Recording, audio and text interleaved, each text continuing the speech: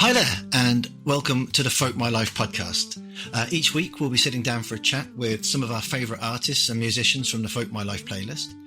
If you haven't subscribed to the playlist yet, you can look us up and follow the list on Spotify, on Deezer or on YouTube, or just on the website. Each week you'll get a whole new gorgeous folky playlist to listen to, and we really love sharing music. So if there's things that you think you want to share with us or things that you think that should be on the list, please send us a direct message or email us at playlist@folkmylife.co.uk. I can't wait to introduce my guests to you this week. Their globe-trotting story is just compelling. The way that they met and the magic that's flowed from them ever since that moment, it all stems from this chance encounter. So we're joining them right in the middle of their UK tour. Their new album is due out later in the year. My amazing guests this week are real troubadours. They're sensational transatlantic multi-instrumentalists, globe-trotting their amazing mix of folk, blues and Americana. And it's got a really warm, honest dose of love built right into the heart of all of these albums. So please welcome Alicia Best and Robert Jackson, collectively known as A Different Thread. Folks, welcome to the studio. Thanks so much. Thanks for having us.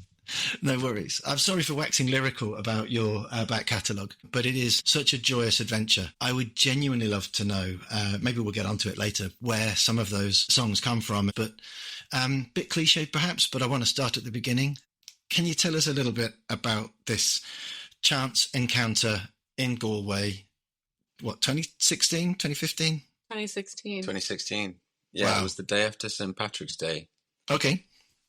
That's always a heavy day in Galway. Everyone's a little fuzzy around the edges. Yeah. Good for busking, though. And we were both busking in Galway that day. Yeah. And looking for a spot. I was walking down the street and I heard this voice before I could see Alicia. And I thought, wow, what is this amazing music? And he tipped his hat to me as he walked by. When I was just finishing up, I was packing up. That's very gentlemanly, Robert. And yeah.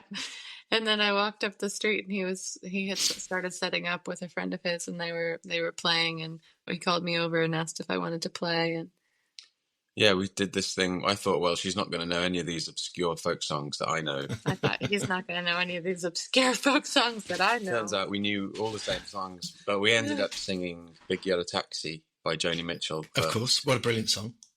And when we started singing, we got this click that I can't really describe it. It was a sensation in the chest more than anything. And we sort of stopped and looked at each other, and then like the whole street stopped and started throwing money at us, and we thought, okay, we're onto something here. That's brilliant. What a great song to start that whole off with as well, Joni Mitchell. I mean, the fact that you didn't think that either of you might know Joni Mitchell. No, so that was one of the ones we were like trying the most mainstream songs that we did know is what we were throwing at each other, because we were like, there's no way he's gonna know like Sitting on Top of the World or like The Blackest Crow or like these more obscure folk songs. And so that's why, Joni Mitchell was our mainstream option that we threw at each other. That's like always a safe space to start a sing around though, right? It's like let's get that out and then let's move on. And what a lovely place to start. I mean, let's go just before you guys met though. Let's just sort of rewind before 2016, because Alicia, you'd been traveling around the world a lot before you guys met, and Robert the same. You'd been to Budapest and you'd been in Amsterdam touring. So the fact that it happened to be in Galway is, if one of you was stationary, that makes sense, right? Yeah. But the fact that you're both buzzing in such different directions for all that time really interests me. Well, we'd almost met before. Really? We figured it out that we were on the same street in New York City on the same night under the blood moon.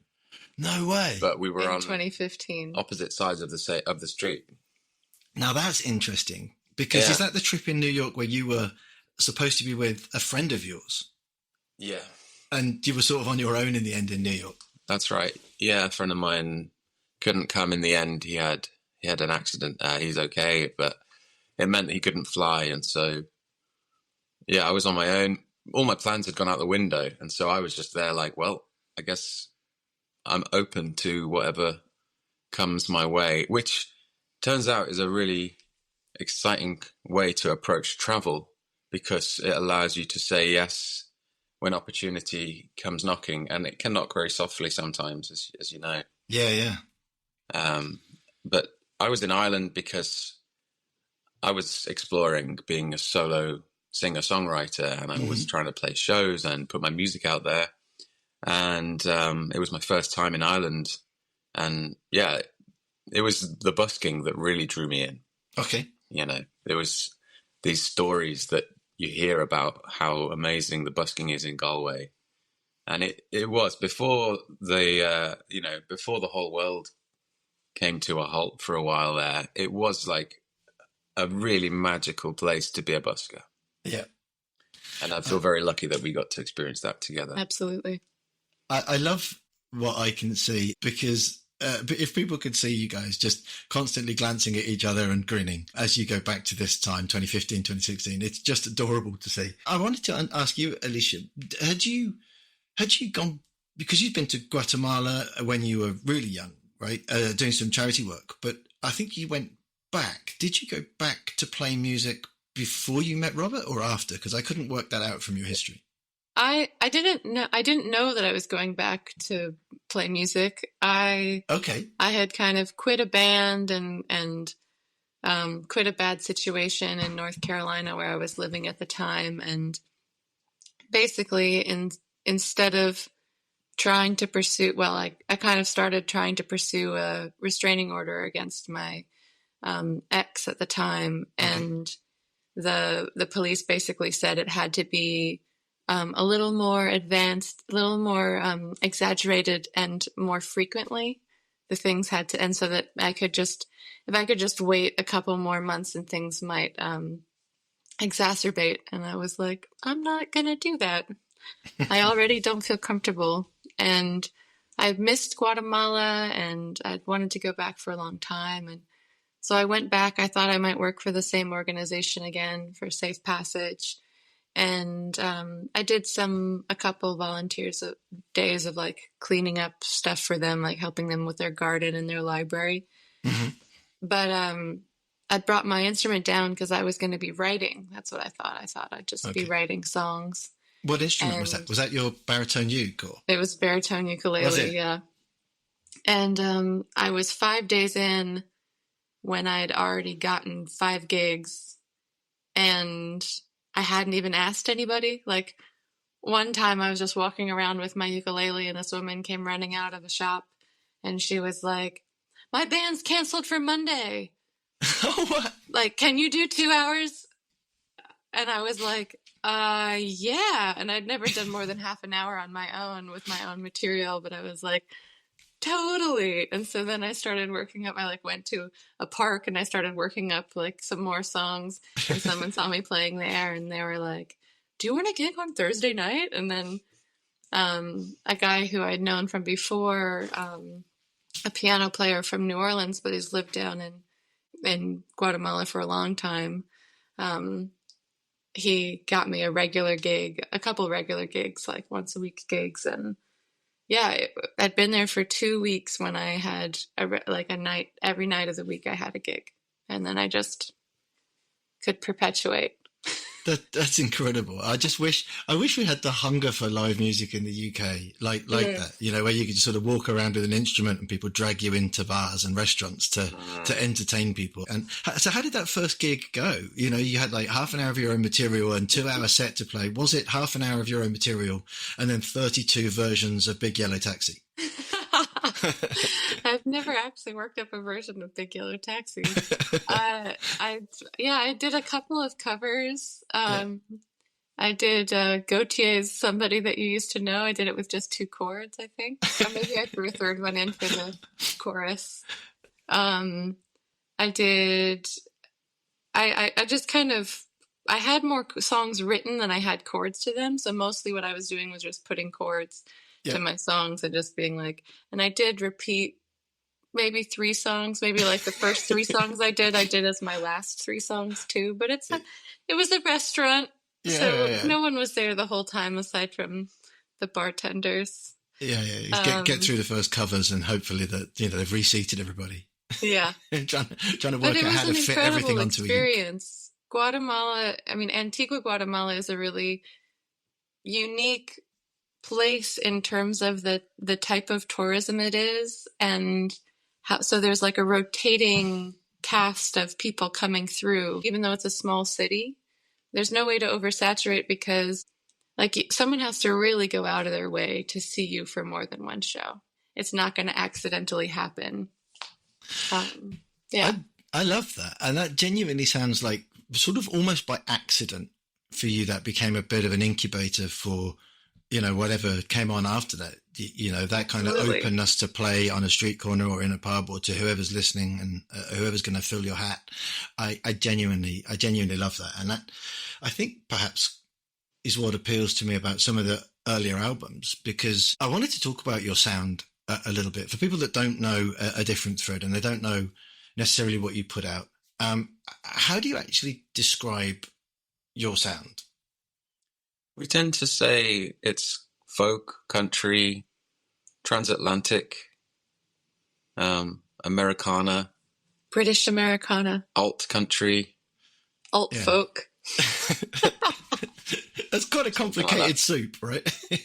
Yeah, it's a genre bending or genre weaving, if you want a little pun. Yeah.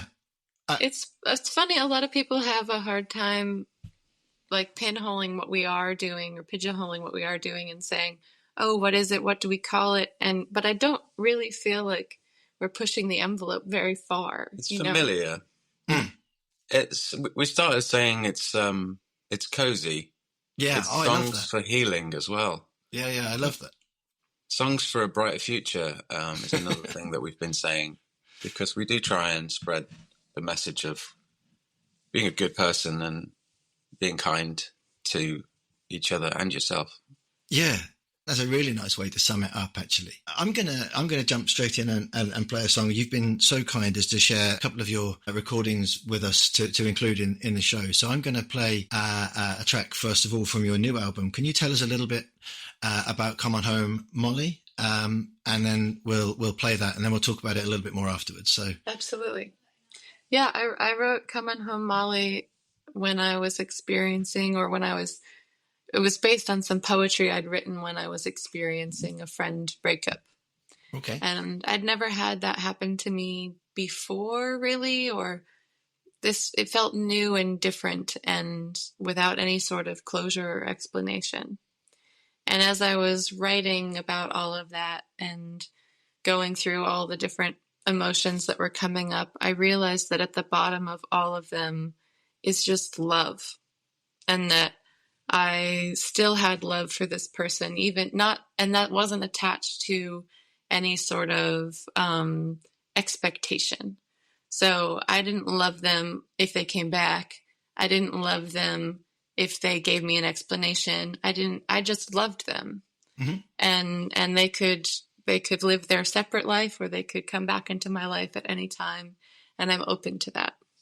And so that's where the song came from. Such a lovely sentiment, and it's a really bittersweet song in that respect, and I really, really enjoy it. I hope other people enjoy it too. So I'm gonna play that, and then we'll come back in a few minutes. So this is Come On Home, Molly from the new album.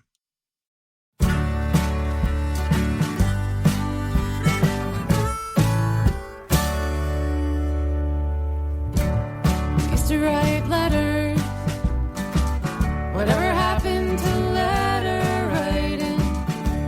I used to know intimate details of your everyday. We used to take long walks, no matter the weather. We used to just talk until there was nothing left to say. Come on home, Molly. Rooms are empty. Let's walk like ghosts through the halls of the old house. Come on home, Molly. Dusk is falling, and I know that you moved on somewhere else. We used to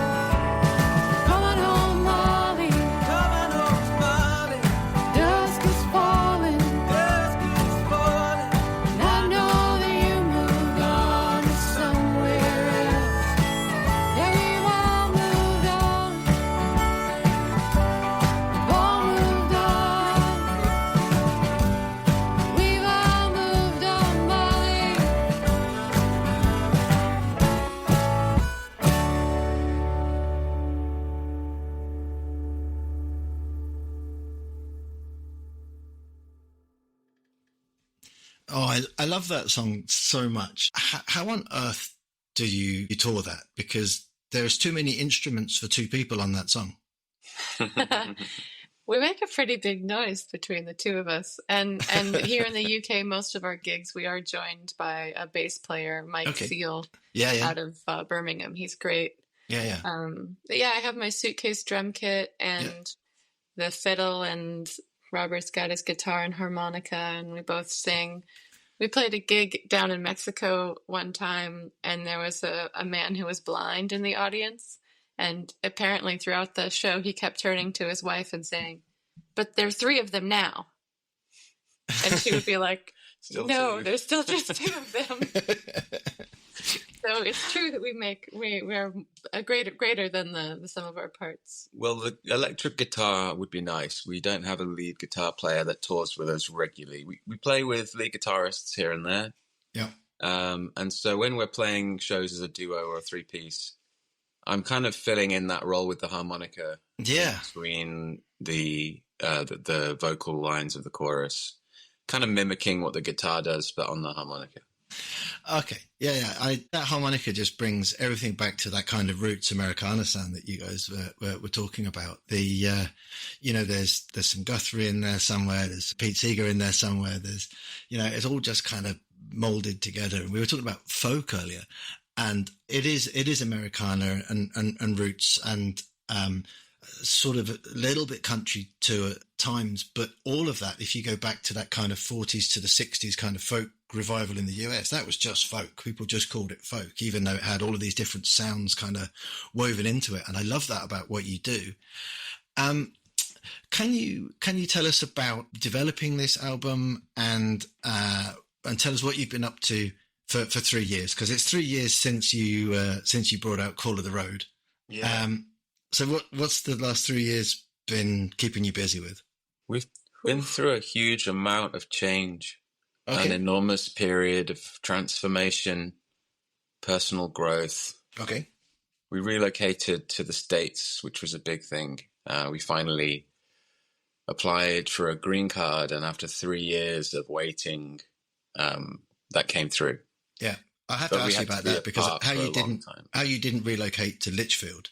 I don't know what you were thinking, but we'll go with it. So you've relocated to the States. Yeah. Okay, fine. And not the West Midlands, which is fine. Yeah. Well, part of that was that from a paperwork point of view, our options were a little bit limited.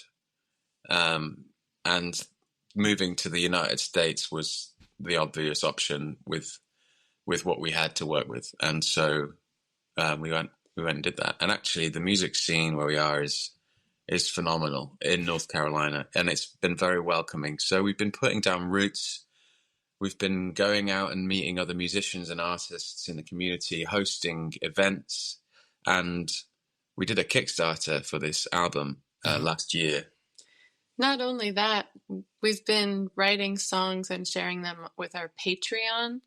And so we have a core group of people who are supporting us on Patreon, and we worked on a lot of songs over the course of those years, and then chose from those demos, which songs to make into this album. And the patrons helped us all along the way with that. And they even helped us with the Kickstarter.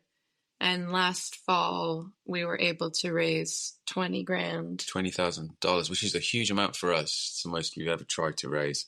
And all those people came together and helped with this project and bring it to life. It was over 280 people who contributed. And we managed to book a really, really good studio in the States that belongs to Sylvan Esso, the band. And then we finished mixing over in England, and we just basically poured everything we had into this album. And it was really hard work, because, we're kind of totally independent, and all the while we're also booking our tours, promoting our shows, trying to put bread on the table.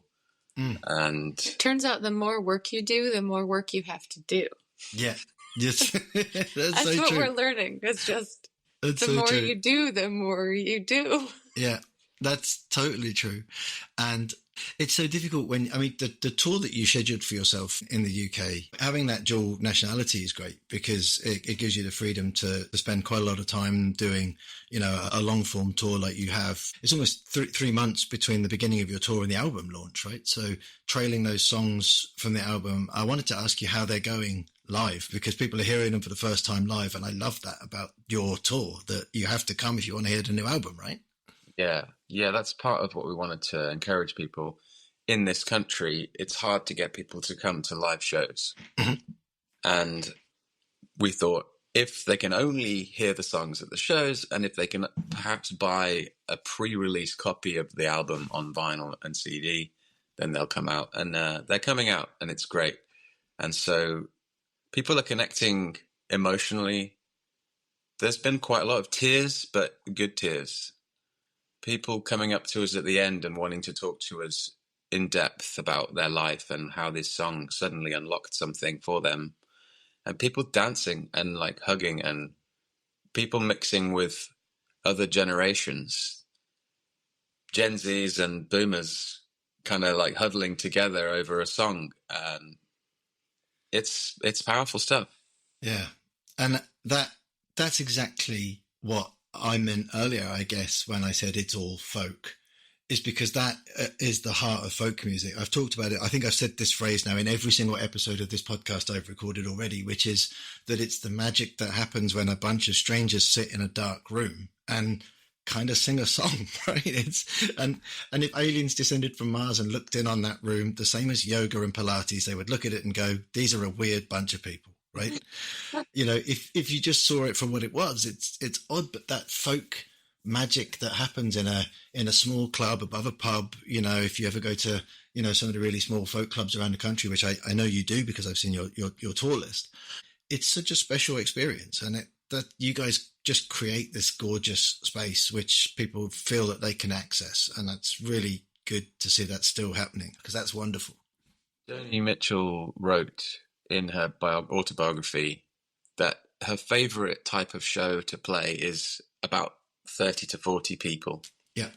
And she's written, this was after she'd played, you know, Woodstock and Isle of Wight. And she said, yeah, no, this is where I get off. This is my favorite. And there is a magic about that kind of number of people where you can look around and see everybody in the room. You can have eye contact with any of those people. And often people do. There's a sort of human connection that happens when you're sharing music. I was reading a book called Your Brain on Music, and it talks about how, you know, your heartbeats start to synchronize. Your breathing starts to synchronize with the people next to you in the audience. And if you actually sing together, which we always do at shows, we try and get people singing, that goes even deeper, and you start to kind of feel like you're connected on a deep level with these strangers. Yeah. And that's such a historical connection, right back to that really early folk revival, because so many of those songs are structured in this kind of one line, repeat the line 2 times and then conclude it, and then repeat the line. And so the audiences can hear one line sung to them, and then they know how the rest of that verse is constructed because they know the line. So if you look right back to the really original troubadours, that engagement is part of the construction of the music right from the very heart. It's baked right into the heart of it, which is just amazing to see it still happening and still being done. And on top of all of that, still having the same effect in, you know, this digital Spotify world, that people are still, you know, you can't sing along with people to Spotify. That's rubbish, right? You need to be in the space and have it, you know, and see the musicians and see the music. So being in the room together like that is really powerful medicine. Yeah. It's almost the antidote to the digital age. Yeah. At least it feels like it. Yeah. Oh, I do feel like we have to confess that through recent meetings, we have decided to push the album release to next spring. Wow. So we're going to be teasing you for a little while longer. Wow. Yeah. I mean, great. But any reason? Because you're continuing this process of bringing people to see the music before they can buy it or stream it, yeah? Partly that, yeah. And giving a moment to more songs, letting them have their moment on their own, and really sharing the meaning behind the songs and that sort of thing. Yeah, and we're just a team of two, really. So we thought that we'd be able to pull this off for a September album drop. But if we were to do that, we realized that we were going to have to compromise on some of the marketing that we wanted to be able to do. And actually, we just run out of time to do that. And so because we're making up the rules, we said, well, you know what? Let's just buy some more time and allow us more time to do this in a way that we feel does the songs justice. And allow us more time to properly plan the release tour after the album is actually out there incomplete. We want to tour with it, and we just have too many other obligations this fall to make that work. So, yeah, it's been a tough decision. Yeah. But it's feeling like we've given ourselves a gift of time. I'm actually genuinely glad, although I have to switch off the consumer in me because I just want to gobble it all up like everybody does. But I genuinely respect that that's what you're doing, and I totally understand why. I'm one of these people who I'm annoyed when the big TV streaming platforms won't allow me to watch all 11 episodes in 2 evenings. And I feel like I've had my toys taken away by some higher power. And I'm a 40-year-old man, right? I shouldn't be that impetulant, but I am. And the fact that you guys have recognized that, in the modern world, if you put these things out there, people will consume the 3 songs that they like, and they will not spend time to understand the structure of an album or the structure of a song. You have to understand the body of work together, and recognizing that and not allowing people to just hoover up all of your material in whatever format and in whatever order they want. I hope you don't mind me saying this, but it's a really old-fashioned way to handle new media. It goes right back to the early Motown recordings. They might do 6 or 7 pop throwaway songs in an afternoon in the studio because they could afford the backing singers and the musicians for one afternoon. But that's 6 months of releases, and hit after hit after hit. They came out, they were recorded in a week. Yeah, that's great. I absolutely adore that, and I'm really glad that you're doing that, although I'm also ultimately frustrated as hell about it. Well, if people do want to gobble all the songs up there, they can always join the Patreon, where we put all the demos and lyrics and backstories up there.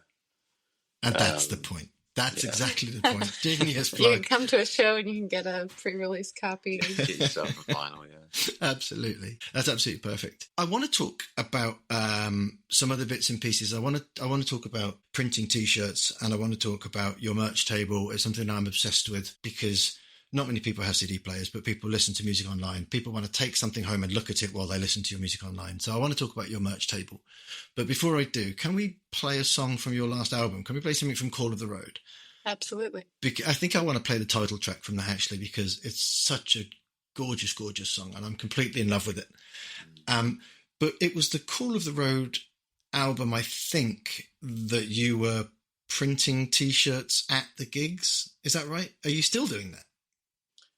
We offer a free stencil. If you can't afford a shirt, then bring a blank T-shirt and we'll spray our logo onto it for you. I love that. And that started on the Call of the Road tour, right? It started... I can't remember exactly when we started doing that. It's something that I picked up from a band called Bomb the Music Industry, or Jeff Rosenstock. He was doing that. And he was burning CDs at shows for people too.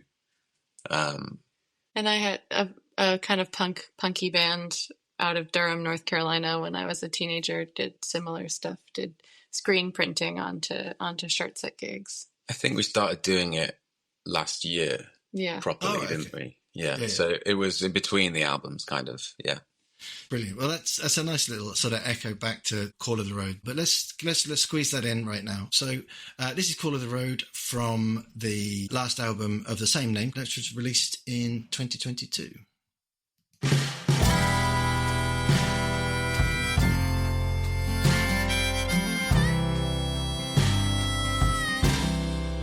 I felt my foot let off whenever I thought of you. Driving away doesn't always feel like the right thing to do, but I'm not ready to set my roots in now. No, I'm not ready to settle down. I hear the call of the road and I'm going. I'll call the road my home. And if you ever feel like roaming, I'll happily welcome you home. I stop just to feel the wind upon my face, and taking the rocky edges of this foreign mountain range. Wanted to call you, but I know it's not fair to be 500 miles away and to tell you I care. I hear the call of the road and I'm going. I'll call the road my home. And if you ever feel like roaming, I'll happily welcome you home.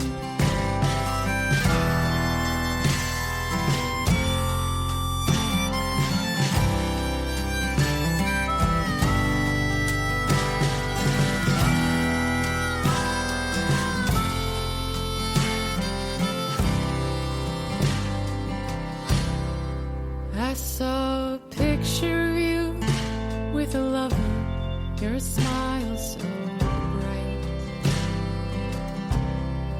I'm happy you found another who fits into your life. I know New England is perfect all this time of year, but I'm headed westward from here. I hear the call of the road and I'm going. I'll call the road my home. And if you ever feel like roaming, I'll happily welcome you home. I will happily welcome you home.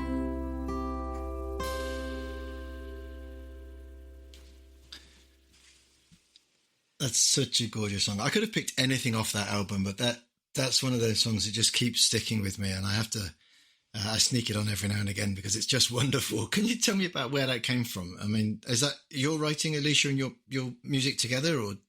Yeah, I wrote the song and then Robert helped me add a couple chords and change to the kind of intro and the instrumental. The composition of it, yeah, the instrumentation. Make it a little more complicated than it was.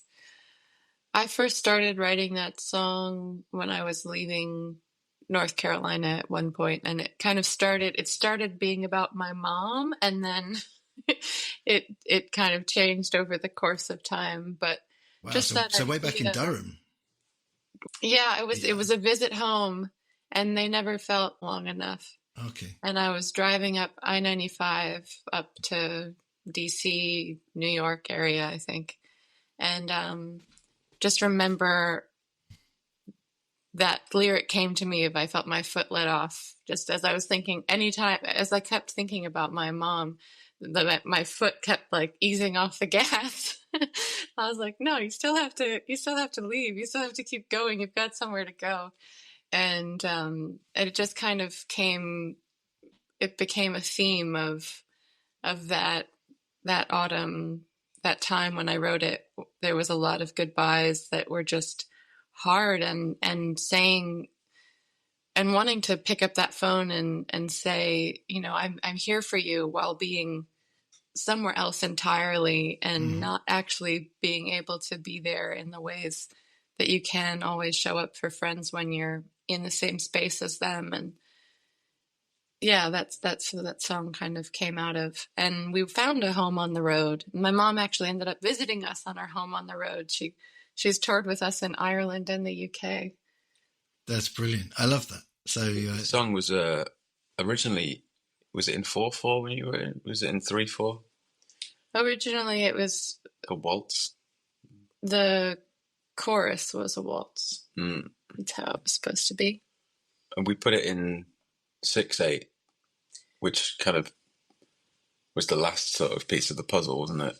When we were putting it together for the album, kind of in the sort of bluesy, slightly bluesy style of, you know, like "Need Your Love So Bad," that kind of vibe. Yeah, that's it has exactly a little what tiny it is. bit of that in there somehow. That's when exactly we sometimes what it is. when we play it live, we do 6/8 in the verses, and then slow it down to a little more of a waltz in the chorus. It's funny you should say that, Robert, because that's what claws at you from that song, right? That time signature is what just keeps you leaning into it somehow. I love that time signature.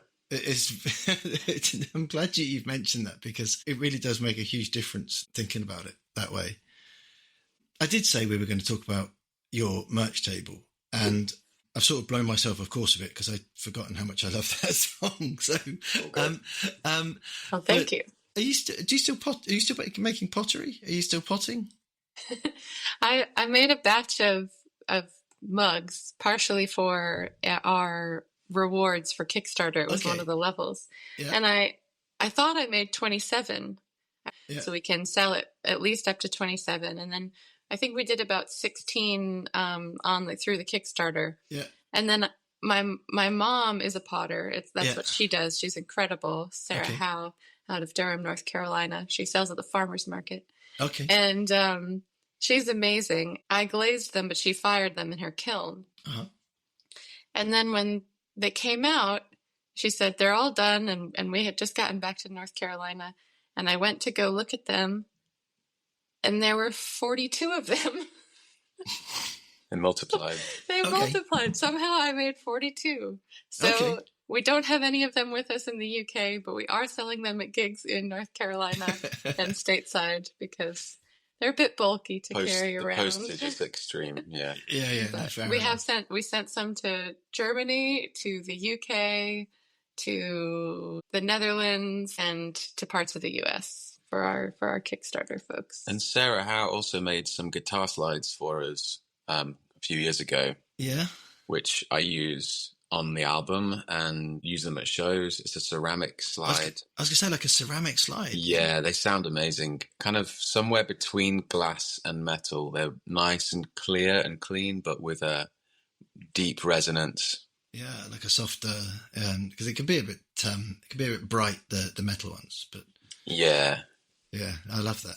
I'll have to. Do you sell those? I mean, this is the kind of thing that we should see on a merch table, right? Because people want to. We did for a little while. A few left. We need to do another batch. My mom keeps saying, "When are we going to make more slides?" Because it's a two-person job. It's tricky. It's like there's this like extruder thing that you have to pull the clay through, and then the other person has to be holding it so that it doesn't bend and twist, and just pulling the tube. It's almost like Play-Doh. So.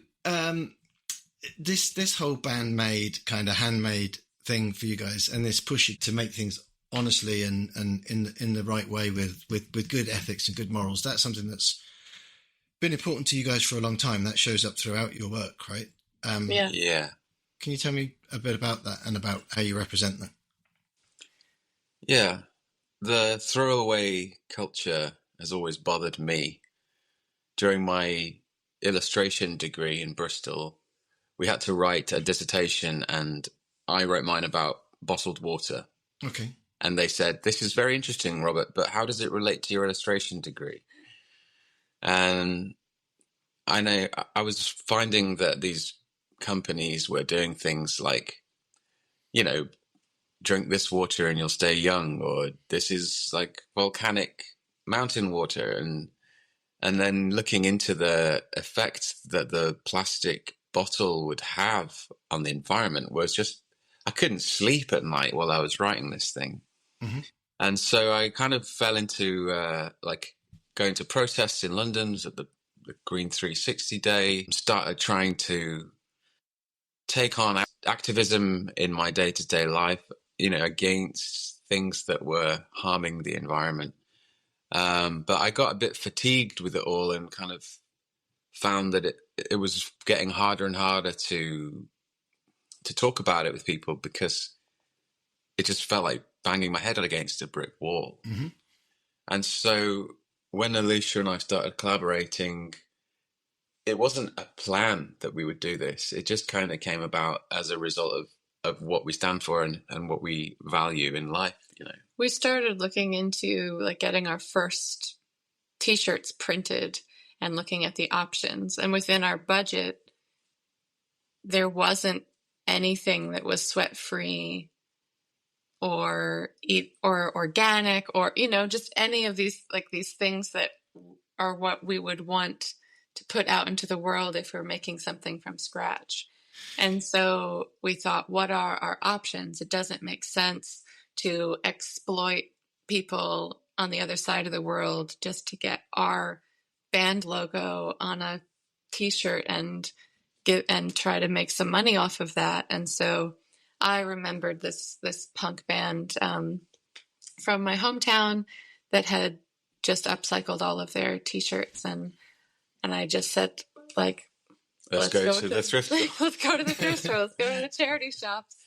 And we found in North Carolina on an early tour over there in 2018, we found a local print shop that would make us the screen. And so we got the screen from them, and then we got ink, and then we did our own t-shirts that way. And then here in the UK, in Tamworth, there's a guy who has a small printing press for t-shirts himself. Unicorn screen print. They're great. And he doesn't mind if they're different types, some tank tops, some, we don't call them tank tops, some vests, some t-shirts, different cuts of t-shirt. It doesn't matter to him. They long work sleeve, with short us. sleeve. Yeah. He's great. And it's more economic as well, and as well as eco, and as well as, not exploiting people. Yeah, we think that you should be able to represent a band without exploiting anyone in the process. It shouldn't be that hard. No, and I genuinely love that. Part of what we stand for is inclusivity, and we know that within communities, diversity is really important. And this is it kind of ties into that a little bit. Each shirt is different, and that is not one beautiful. size fits all. No. We're stronger when we're more diverse, Yeah. And of course, all the shirts, we've made sure that they're all grade A. They've all been laundered. We vet them to make sure that they're as good as could possibly be. Thank you for the quality check. Before we go and print on them. Yeah, and a lot of them are, certainly better quality than we could find that we could afford online, Yeah. They're ones that are like Talbots or like, Marks and Spencer. Marks and Spencer, fancy. And it's also, each one has, even if they're cotton blends, they'll feel a little bit different, and people will find the shirt that feels right for them or looks right for them or has the right cut for them. And they'll dig, and they'll just be like, you never find band shirts with a V-neck or whatever it is. And it's great to see people find their shirt. Everything about that is wonderful. And you made a tapestry too, because you sew, you embroider. Can you tell me about this tapestry that you made? What a great statement that is, by the way. Last year, on our tour, we did the community unity quilt. Unity quilt, yeah. And so we asked our audience people to bring a scrap of fabric, and then I sewed it into this. It turned out so beautiful. This big quilt, almost the size of a queen size bed. And everyone who entered was put into a prize draw to win the finished quilt. Wow, so someone has it. We're delivering it on this tour. Really? Yeah. Oh, Delivering it wow. up to Emily. Nottingham. Yeah. And yeah, every time at a gig when people brought in little scraps of fabric, I thought to myself, this is going to look insane. You know, the next kind of color that came to the table, I was like, this is not going to go together at all. And then when I put it all together, it's amazing how it's come together, how it looks like someone chose all of these cloths to put together into something. Like we had people bringing their most beloved shirt, but it no longer fits them, you know, and somebody people bringing a bit of cloth from the hospital gown from when their mother had cancer, or like there were stories to every piece of cloth. Yeah, really deep stories, some of them. That whole idea is wonderful. I'd really like to do it again. I really hope that you do it again. I don't want to make any sort of religious connections, but the idea of people bringing fabrics and fabrics that they have personally invested into reminds me of this tradition of a hand fasting where people would bring a fabric to a marriage to kind of form a rope which becomes a knot which binds the hands that are being married. It's bound together with the consent of all the people that are there. And that idea of the tapestry and everybody pouring their own story into their own piece of fabric. You know, people hear about them being tied to trees, and you have a tree full of fabric. You have this hand fasting idea. I love that this tapestry has now gone like some sort of Olympic torch through your tour and has ended up, you know, being given to the person who is going to be its rightful owner forever. Everything about that is gorgeous. The fact that you guys have called it a different thread, which is an echo from the phrase like we're cut from the same cloth, right? That's where the name comes from. Yeah, we're the same, but we're different. And like communities, a thread is made up of several smaller threads. And it's like if you took one of those tiny pieces on its own, you could break it easily. But when you weave a few together, they're a lot stronger. Absolutely. I think that is a brilliant full circle moment for us to take a little break. I want to bring us fully round to the new album. But as you've already said, you're not going to release the album until probably next year now, which means if you want to hear this song in full, you've got to go to one of your live shows, or you've got to buy a digital copy via your Patrons account. So if you like, you can stream the song as well. This will be out on Spotify. Are you going to stream this on Spotify? Okie dokie. Yeah. Well, I'm going to play a tiny little piece of this now. It's called Sorrow Brings Me Joy, and it's the next track you're releasing from the new album. So let's squeeze a little bit of this in before we wrap up.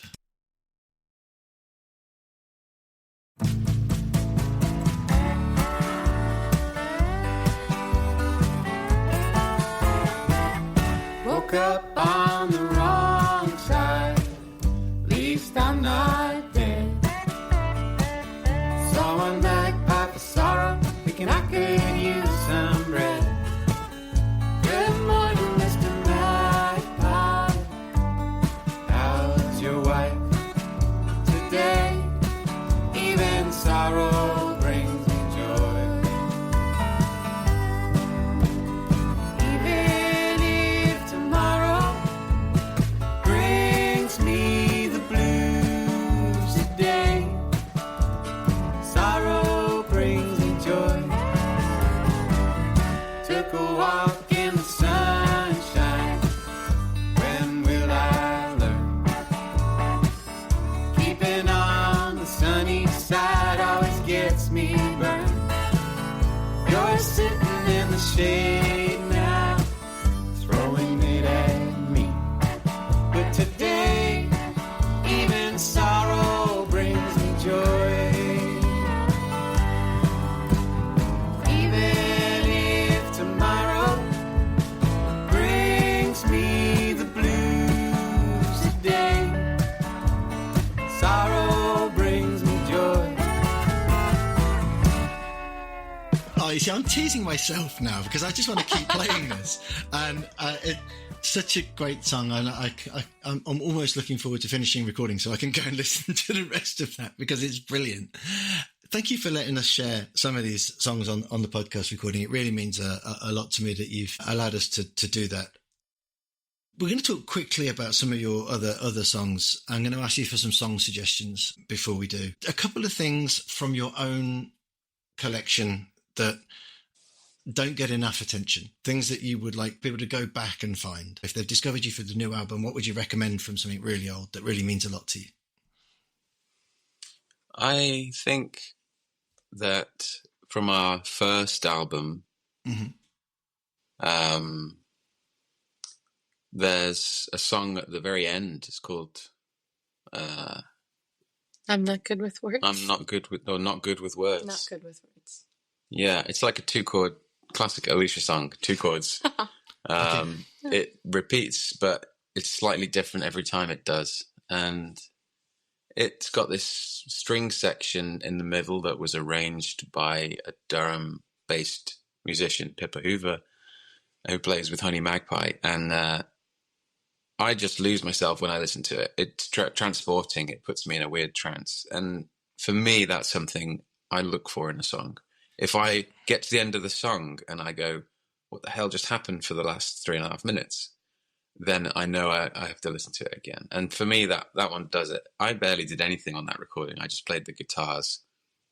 I think maybe some harmony, but so that would be my choice. And then the other one for me is Try to Ask You from Call of the Road, which was, again, a similar kind of thing that I get into that kind of hypnotic state with it. And you, Alicia, a couple from you? Yeah, I always have a hard time choosing songs. I like them all. I think I've been missing from one of the first EP that I was on, the song Cherry Tree from Home. Okay. And we've played it live a lot, but probably not really since the pandemic. Not very much. And I miss that song. It just feels good. It kind of like you were saying earlier with the folk songs that have repeating bits. It has the repeating bit that everyone can get involved with, and it always just feels so good to do that. And then Robert and I both wrote a fiddle tune together at the end of Call of the Road. It's called Linda's Crossing. Okay. I wrote part A and he wrote part B. And it was a really magical song in the way that it came together. And it's in honor of my friend Linda, who died in 2021. And she's the reason kind of that I went to Ireland. She was from Ireland. I met her down in Guatemala. She was an incredible human and a really close friend of mine. And that Robert made the suggestion that we honor her with this song. And the name just came up, and it feels so powerful. And a couple of people have covered it. The last time I heard it was, I went over to a jam at a friend's house in North Carolina back in April. And they were like, "Ooh, let's do Linda's Crossing." I was like, What? It's so weird when people start playing your songs and you don't know them. I should imagine that is crazy, especially because what you do is always so intimate, and it's so of the time and of the moment in those rooms. And to sort of hear it coming back with someone's interpretation must spin you guys out a bit. But cool.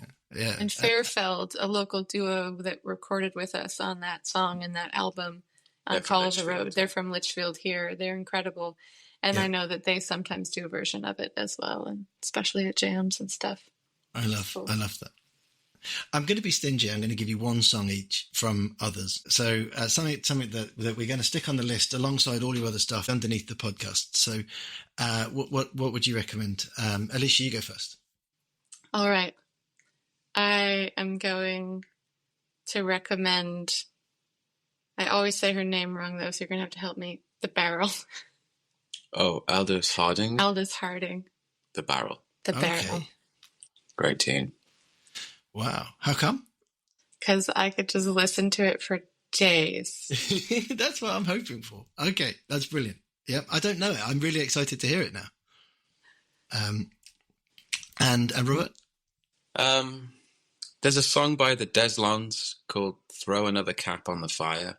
Okay. It started my journey into being a full-time musician. It was one of the songs that was a catalyst. It just made me want to jump on a train and take my guitar somewhere and learn about American music and play some of these folk songs, although it's an original song. And apparently it was made up on the spot around a fire, which I love as well. You know, it feels like somebody channeled this song or something, you know. I also really like to ask musicians for a folk my life moment. A folk my life moment is just when you put your head in your hands and you just have to say folk my life.